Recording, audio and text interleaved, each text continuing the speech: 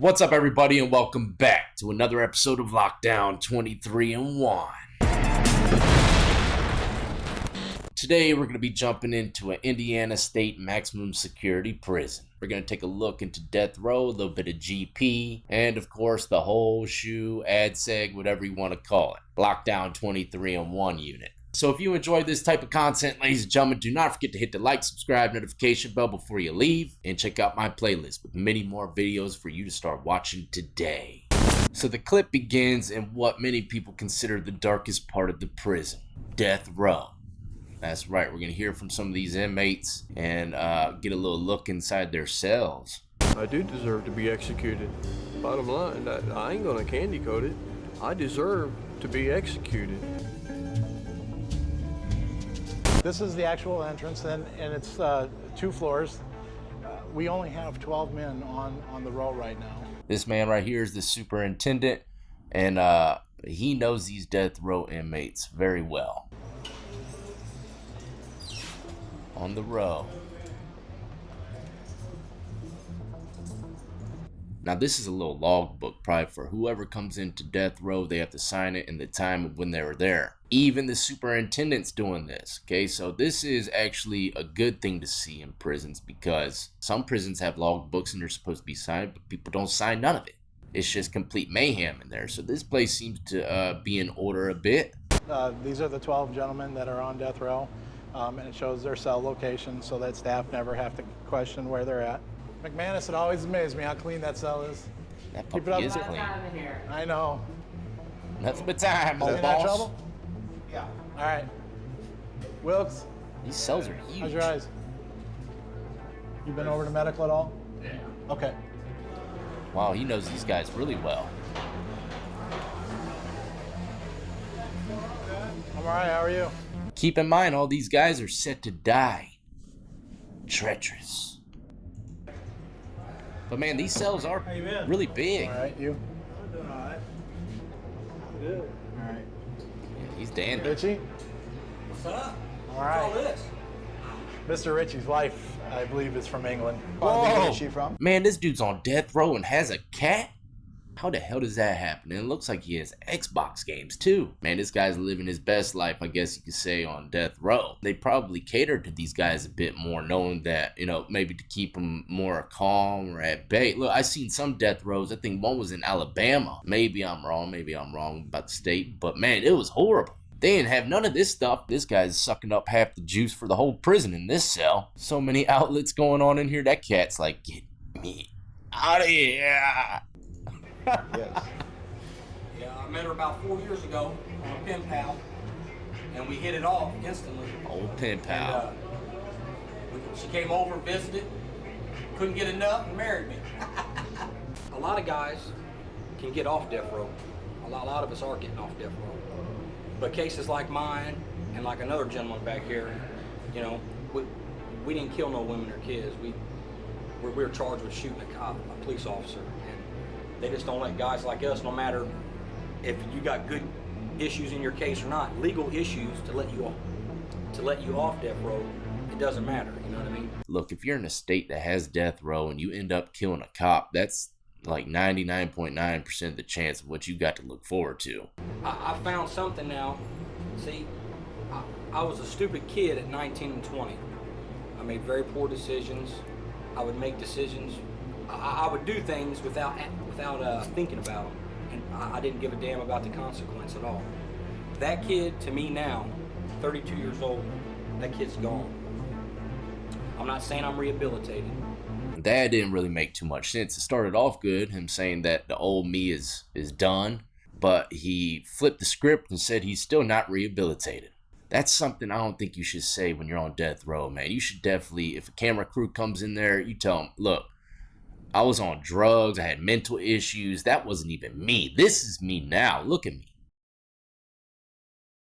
I'm 1,000% completely rehabilitated. I don't even need to be in this cell no more, sir. I don't know, I guess this guy has a different game plan. I'm the kind of guy that does need to be in prison. Because I'm the kind of guy, if I get fired from a job and I can't find a job, I'll do it the legal way, try to get a job, and I can't find a job, and I can't pay my bills, I'll go get a gun and I'll pay my bills. You know how many people I heard say that, including myself. I've said that probably about 5 or 10 times in my life. But realistically, I wouldn't. That's why I was working in a sub shop when I left prison. I could have went and grabbed a gun and made some real cash, real quick. Sooner or later, you're going to get caught, and then what? They're going to take you away from the family that you're trying to support. You're not going to be able to support them at all for 10, 20, and now look, life. Or you could be on the streets with them, working a job, making great memories with those pennies. Sooner or later, they'll grow to dollars.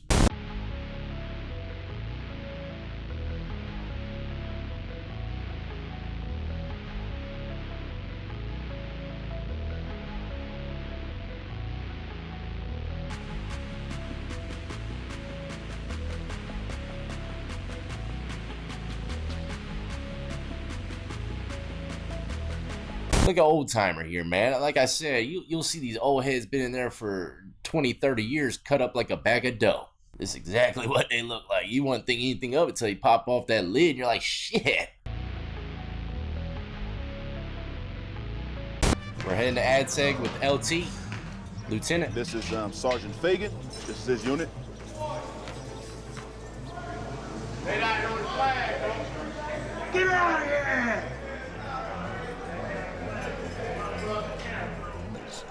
Whoa, they got a little weight system inside of the special housing unit here. That's pretty cool. Never seen that before.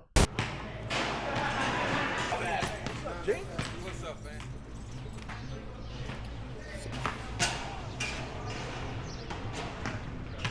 And they get a basketball inside there? We didn't have no basketball hoop. All we had was concrete floor to walk around.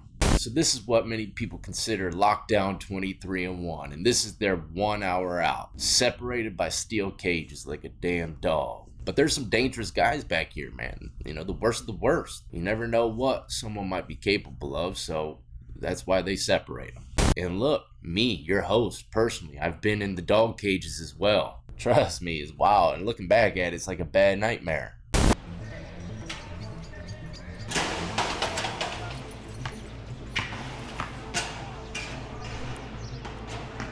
Well, I came here in 1989 at the age of 15 years old. I was actually convicted of the crime that I'm here for at the age of 13 years old. So, Wow. And what was the crime? double homicide. In August, it'll be 25 years since that crime took place. It's still very vivid. It's still very poignant. It still resonates, and it still has the same amount of tragic elements involved in it now as it did then, and it will always be with me for the rest of my life. I always say it's like an albatross around my neck. No matter where I go or what I do for the rest of my life, it'll always be with me. One thing I noticed about people that's done a lot of time in prison, their vocabulary is definitely a little bit better than the short timers. One time I was around this one guy, he played chess a lot, and he was getting a tattoo by someone that tattoos me. So I went into the cell, talked to the dude about tattoo, and homeboy started talking to me, right? But this guy's vocabulary was on some other stuff. I didn't mean chess, I meant Scrabble. Scrabble champions in prison, man. They know their words. Now, if I were to guess, killing 2 people at 13, maybe his parents, I'm not sure. Let's see if he talks about it a bit. Me and a friend are basically planning to get money to go to a fair, and to do so, we're gonna cut grass. And we went to a home basically, and they said they didn't want their grass cut, and rather than continue on the vein and go to the next home, we decided to push into the home essentially, and it ended in a double homicide. I'm eligible for parole when I turn 100 years old. Okay, now look, I used to walk around with my lawnmower back in the day when I was a kid, asking people if they wanted their grass cut as well. I remember the first person that gave me a job with their lawn was this crazy old lady, and she literally had a flower bed in her front yard. When I say flower bed, I mean a bed frame dug into the dirt with flowers inside of it. It was a real flower bed, right? And man, she used to tip good, little old crazy lady. But look, I went to a bunch of doors before her, and they all said no. There ain't no way in hell I'm gonna ransack them and kill them because they said they didn't want their damn grass cut. Something about this story don't smell right. I've never been to the prom, I've never driven a car, I've never had a driver's license, I've never filed tax returns. And I've never killed 2 people at 13. Just saying, man. I'm just saying, like, shit's gonna be different. I've never been on an airplane. I've never traveled abroad. Yeah, should I continue? That sunset, man, makes the place look pretty nice. Damn, is that a nuclear waste plant? Ah, fellas, be careful with that sink tap. It's probably horrible water. Don't get me going on the alkalines now. Damn, death row dancing with the cats. This man right here killed his wife and 2 young daughters. Me personally, I don't read or write, so I have a lot of time on my hands. So I clean because I don't write letters, I don't read books. There's only so much on TV you can watch before they show repeats, so it gives me a lot of time. So I just take pride in cleaning my cell.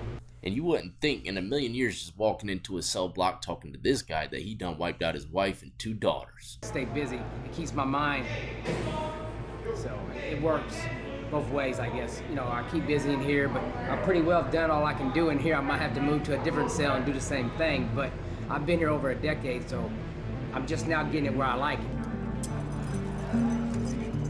That dude don't deserve a TV if you were to ask me though. Hell no. So he's getting a different look that many of those death row inmates get. He's a diabetic, so that means he, which is very strange to me, goes to medical. You would think that medical would come to the Sallyport area of the dorm or something, but maybe it's a long walk, who knows. Either way, this guy is set to be put to death, but they still have to, treat him for his medical issues. But he's also getting that great view that many death row inmates wish they could get. A look at the beautiful sky and some green grass.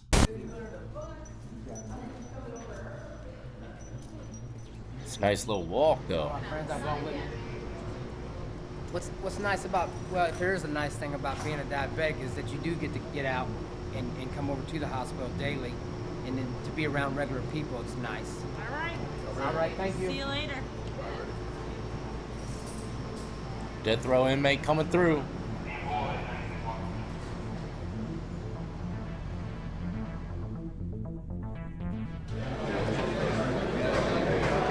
Man, look at this view here. I was in a prison like this as well, but there was no caging on the front, man. All you had was the railings. I guess not enough people got thrown off in recent years.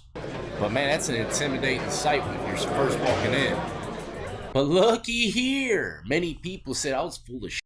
They're like, bro, you got an ice machine in prison? Yeah, and look, so do they. I told y'all, man, I'll be bullshit my stories, and I seen someone climb into that thing ass naked one time. Wasn't exactly that model, maybe it was, but it was the top of it, the lid came off, where guys would load the ice in, and that's where he jumped in. So you gotta be careful eating them ice cubes now. You never know where they've been.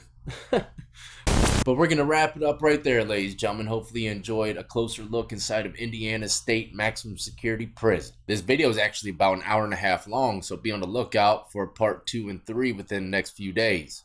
Anyways, if you enjoyed, do not be scared to hit that like, subscribe, notification bell. It don't bite.